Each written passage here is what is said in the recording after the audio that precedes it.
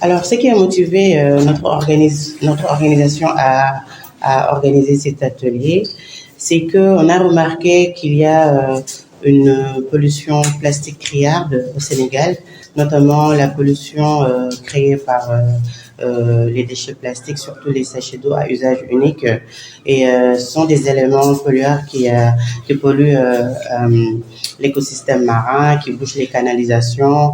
Et ce sont des éléments qu'on utilise de façon presque illimitée au Sénégal, sans une gestion derrière, sans une bonne gestion derrière, ce qui, comme je viens de le dire, pose aujourd'hui un grand problème au niveau de l'environnement. Il y a cela quelques mois, dans nos activités, nous avons réalisé ce qu'on appelle beach cleaning. Et après ce beach cleaning, nous avons fait ce qu'on appelle un brand audit. C'est à l'issue de cette initiative qu'on s'est rendu compte qu'il y a beaucoup de pollution plastique justement due à l'usage des sachets d'eau à usage unique. Permettez-moi d'abord, dans un premier temps, de saluer l'initiative qu'a prise Greenpeace. Et à travers cette initiative, le ministère remercie Madame la coordinatrice Greenpeace Africa, Madame Sissoko. Donc, comme vous le savez, le ministère de l'Environnement et de la Transition écologique, que je représente, a en charge de prendre des dispositions, des mesures régaliennes qui permettent de protéger l'environnement. Et qui dit protection de l'environnement, dit forcément ce qui est pollution, nuisance, aujourd'hui, qui constitue un péril pour nos écosystèmes.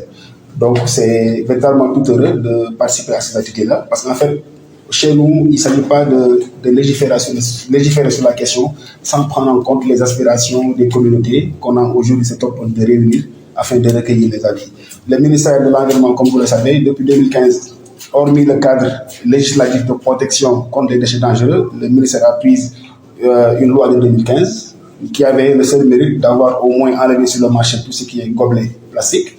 Maintenant, compte tenu du fait que cette loi-là avait des blocages, on a dû légiférer à nouveau sur notre plan, en quoi faisant, en mettant à la disposition des Sénégalais la loi qui tend à prévenir et à réduire l'incidence sur l'environnement des produits plastiques.